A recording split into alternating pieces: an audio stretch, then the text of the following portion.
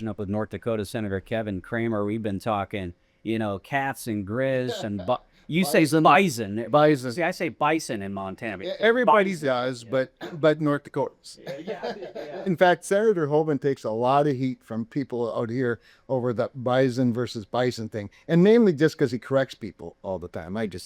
Yeah. It's like, What they are. Boise or Boise. It's you go. Boise, but they say Boise. So, Well, just the Germans that settled in western North Dakota say Bismarck. So what means yeah? But I always thought it was a speech flaw, but it's not. It's just an accent. It's buzz. Well, Senator Kramer, it's so great to see your thanks to Steve Days for it, having you come over. This is fun because this is called Montana Talks, but we are broadcasting. We got friends in Mondakistan right now. Savage, Montana. It's right on the Montana-North Dakota borders. And so it reminds me of when I was in Afghanistan. There's cultural similarities between both sides of the border, so they called it like Pashtunistan. So like Montana, North Dakota, in eastern Montana, it's so much like the North Dakotans that it's Mondakistan. I have never heard that, but I love it. I'm going to use that because I do a live talk radio, a couple of hours a week actually in North Dakota. What we call it talk radio town hall. And it's multiple stations, of course. We do a statewide show, but then in addition to that, I do a lot more of it. And what's fun is I get a lot of calls from Montanans, Eastern Montana, because that they're listening to the signal, and so it's really cool. And you talk about the Bakken and how that's transformed my state. But the Bakken, the cracking of the code, as they call it, Harold Hamm from Continental Resources, who did the horizontal drill and fracking combination that cracked the code, he actually did that in Montana. That's right. Yeah, so the first well was Montana, but the sweet spot was North Dakota, so we benefited tremendously, of course, from that discovery. But so has Montana. There's obviously a lot of benefit. Well, I'll tell you what, with the Trump administration, you've got to be pleased with what they're doing for American-made energy right now. Montana energy, North Dakota energy. We were talking timber during the break, and so much more. What's standing out to you from a North Dakota standpoint? Well, it's an interesting point. The benefit that North Dakota has with regard to minerals is that most of them are not under federal act. There are some. There's definitely some. The BLM has a good share, USDA in the Forest Service, the grasslands, but most are not federal minerals. So we've always had that, advantage, if you will. But that said, things like permitting of pipelines, that's a huge deal to be able to move the product out. We also produce a lot of coal. Not like Montana. Ours is not as high quality. It's lignite coal. But the recognition that we can't be hamstringing our own domestic energy supply to the benefit of other nations, I think is huge. And so just from a regulatory standpoint and an attitudinal standpoint, the ability to extract those minerals for the benefit of our country and for our people, and as a national security advantage, is a game changer. There's so much more optimism, Aaron, in the industry, and a lot more investment taking place as a result. Yeah. And Jesse Ramos at the Americans for Prosperity Montana, hey, you were telling us you actually did an event with Senator Kramer, focusing on energy and, back when we saw the Keystone Pipeline under attack and so much more. Yeah, I believe it was in 2023, Senator. That's right, yeah. My in-laws are farmers over in southwest North Dakota, and my father-in-law told me about this Keystone Pipeline boatyard. Yeah. That was on Biden's first day in office. His first act, one of his first acts, was to cancel the Keystone XL pipeline, and we saw hundreds of miles of pipe. I think it was $750 million worth of pipe just rotting there. Yeah, the American industry. And really, the potential that pipeline were done for state of North Dakota. You talk about that. Well, and there's actually, it's an interesting pipeline. I was on the North Dakota Public Service Commission, carried the pipeline portfolio before I went to Congress. So I cited the first Keystone pipeline, the original one, which goes through eastern North Dakota, about 600 landowners' land. Didn't have 1 inch of it that was condemned. We had no taking to get people intuitively understand the value. Now, the thing about the Keystone, of course, is that it carries Canadian oil. It's heavy, sour crude from Alberta. Danielle Smith, who's a good friend of mine, she's the current premier of Alberta. It's funny when Donald Trump talks about making Canada the 51st state, I always say, how about just Alberta? Can we do that? And we'll throw in Saskatchewan. Scott Moe, I know their premier's coming to see me next week, because we share this great landscape and these rich minerals together. But that oil displaced, of all things, Venezuelan oil. That's what that Canadian heavy crude does. It's so much better than buying from Venezuela, and it's one example of the geopolitical benefits and as well as the environmental benefits of a much cleaner oil and process, higher environmental standards of the North American continent than Venezuela, and not to mention just their other obvious problems. But all of that said, the Keystone XL, which would be the first cousin of the Keystone, was going to actually enter the United States in Montana. That's right. And Adams County, just north. that's right. And it never would have come into North Dakota, but it was close. It was really close because we did an off. I even cited. That's right. I cited on the commission an off ramp of that pipeline to Baker, Montana. There would have been a little bit of offtake that would have entered that pipeline from North Dakota into Baker, and then we'd have mixed some of the crude, the heavy sour Canadian crude, with light sweet Bakken crude, and it has all kinds of benefits. And so that's a long story. But at the time, Governor Hoban, who's now my Senate colleague, and the governor of Montana had made an arrangement where there would be 100,000 barrels per day capacity for Bakken crude, along with the Canadian crude. So there was that benefit. Yeah.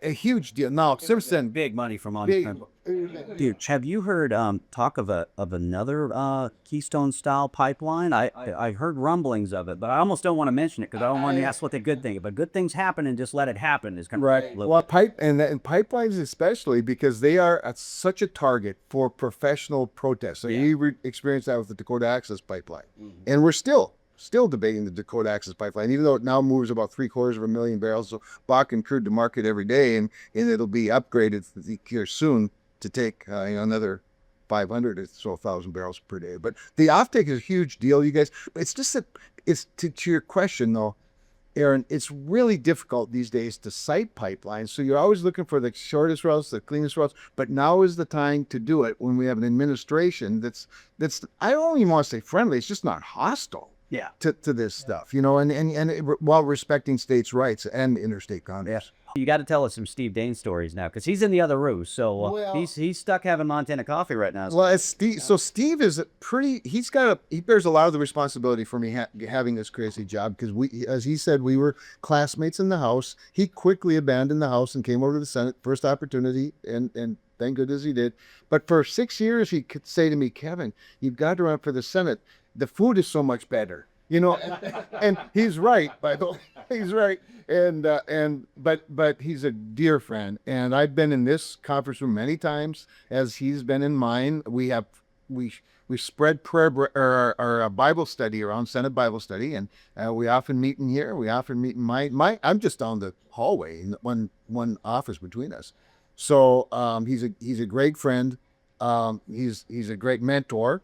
And he's really a senator at a very interesting time. I don't know how much you talked about the fact that the president right now is in Asia.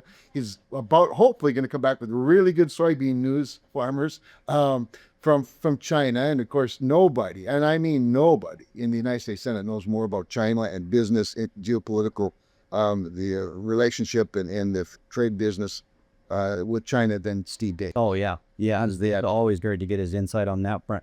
You were talking, first, before we talk border security, because I know you've been focused a lot on the northern border, which is very important to our listeners as well. So you were talking about the boneyard, the Keystone Pipeline boneyard, how, here you have all of this pipe just sitting there rotting, and it reminded me of the border. So I want to get back to that. But first, what a difference. You talk about Senator Steve Daines as chairman of the NRSC, the National Republican Senatorial Committee. There is no way we would be getting everything done along with President Trump right now if it wasn't for the Republican Senate majority that he helped deliver. And what a difference having a United States Senator like Tim Sheehy in the next term as well. Yeah, and let's just say, I think it's safe to say Steve was a a little bit more interested in that race than all the others. But here's what Steve Daines was the best at the NRSC, and he's good at everything. And he's a relationship guy. But he did the most fundamental thing first, and that was get really good candidates. You know, it's harder to win with bad candidates. I don't know if you know that, but it's like sort of like winning the World Series with an average team. You can't do it. And he recruited great candidates, and Tim Sheehy is among the very best. I mean, you talk about a guy that hit the ground running. Now, I do think one thing I love about Tim is he's never been involved in the legislative process, and so he's not burdened by our traditions, if you know what I'm saying. And he expresses himself quite openly and articulately. He's just so good and so effective. But yeah, Steve did a great job at the NRSC, to say the least. But to your point, even go back to the first Trump term when he had a Senate, and I served 2 years in that term. He recruited me halfway to run for the job. You look at the judiciary, as Steve referenced, and of course you could start with the Supreme Court, the obvious advantages there. I mean, the Chevron decision, the West Virginia University EPA with major questions doctrine, waters of the United States, where they've restored states' rights, private property rights, the power of the elected Congress versus the not elected bureaucracy. Game-changing precedents that have changed the landscape throughout the country, and I don't think is appreciated nearly enough sometimes. Now you come to this one, this Congress and this Senate, and our change of the rules relating to nominations and confirmations. And as Donald Trump, he almost complained about all the confirmations he had to sign after we passed them a couple of weeks ago. You mean he didn't just break it? Has somebody auto pen all that? He actually signed it. Yeah, president has in that. Isn't that something? Yeah. Vor security. There was something else he just mentioned. Oh, Chevron decision. Yeah, you were talking about soybean news. In fact, I heard soybeans mentioned on Fox and Friends earlier this morning on the president's Asian mission. What you look at the 4D chess that President Trump's working on here. I want to get your take on what you guys had to say to Vice President Vance about beef in the media yesterday, if you can, and what he said in response, if you can.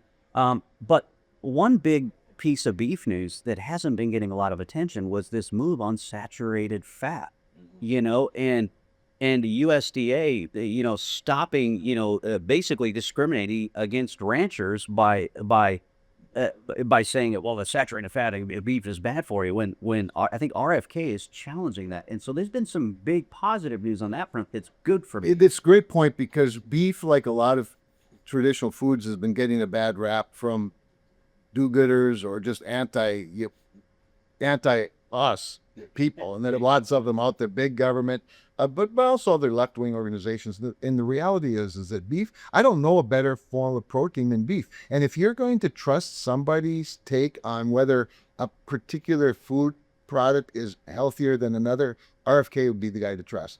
Believe me. I mean, we don't like everything that comes out of his mouth, but when it comes to food and what's good for you, he knows his business. But that being said, if we're going to pivot to beef tallow and things like that, what do we do for our seed oil producers? But that's what the Trump administration is working on a lot of these trade deals as well, right? There's so many things. There are some things we can do domestically, and certainly there's a lot of use of the oils for fuel, as a matter of fact, or blending of fuels. And there are some places like California willing to pay extra for it. I don't understand it. But, it's California. What can you say? I always say, if you're willing to pay extra, I'm willing to make it. But, that said, it's really export markets. I mean, our farmers and ranchers grow more food than we can consume. They've always been, agriculture's, for the most part, always been one of the net winners in trade in the United States. And that's changed a little bit in recent years, or at least it goes back and forth. But we are a net exporter and need to be a net exporter. With Donald Trump's business savvy, and yes, there's some bumps in the road when it comes to tariffs and whatnot, but he's using the leverage that he understands intuitively. That's the thing. The rest of us sort of panic a little bit in the short run. He sees and plays the long game. And I think what you're seeing already is geopolitical savvy, and his willingness, by the way, to get on Air Force One and travel around the world and somehow never sleep and still look fresh. I don't know how he does, but he does. He's a phenom. the bottom line is we got to sell more product to other people that need it. Yeah. He knows how to do that. So, we actually, Jesse Ramos here with AFP Montana and I, we got to go see Senator Steve Daines after the luncheon. So we got to see Vice President Vance come out. Oh, yeah, here and hear some of his remarks. I'll play that here in a few minutes. But Senator Daines says, yeah, he got an earful about beef. He did. An earful, a head full, a heart full. It was, but, and you asked about, his comments. And the thing that the vice president, remembering he was a senator, so he's one of us, and we like that. He's the president of the Senate. He's got a lot of relationships. And he just reminded us of just how accomplished President Trump has proven to be in using the leverage of the power of the biggest economy in the world, the biggest consuming nation in the world, and in using that against people who have been cheating on us for decades, to include China, in a way that's uncommon, but also very successful. And I think he made some really valid points, and he backed those points up with a lot of good data. And that is, we're making deals where we never used to make deals. And then Jesse Ramos, it sure sounds like Schumer was getting hammered in his meeting about the Schumer shutdown. Jesse, do you have a quick question or comment you want to throw in here before we run out of time here? Yeah, that was Senator. Good to see you again. Good to see you.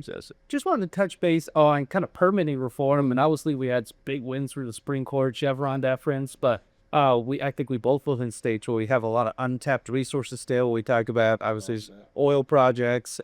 We talk about mining, logging. What are some things like the SPEED Act, Fix Our Future of Forests Act, different things that you think are absolutely critical for Congress to get through now and codify President Trump's executive order? Well, and so that's a great point, Jesse, because one thing about Chevron, one thing about major questions doctrine, it does kick all of this back to states. So states have the opportunity to do things. What I would suggest is, to the degree we can pass legislation at the federal level, that's important.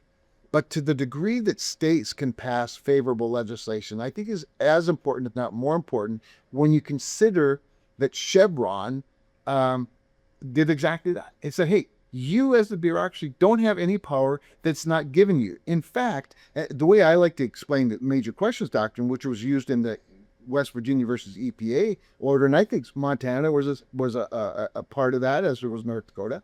They basically, the way I described it is, the absence of a prohibition is not a license. You guys, that's so huge because that's what the founders always imagined. You have the power that is granted you by the Congress. Nothing more. Yep. Nothing less. If the tie goes to the runner, disease, a World Series analogy, yeah, we the people are the runner, not the bureaucracy. Not the bureaucracy. Don't get to run away and do whatever they want. Exactly right. Yeah. So I think I think states need to take that ball and run with it as fast as they can. That is such a great point. And for our state legislators that are listening right now, hey, don't wait for the feds, don't wait for Congress. Like, get some good proactive legislation on the books at the state level. Senator Kramer, such an honor to see you. Thanks.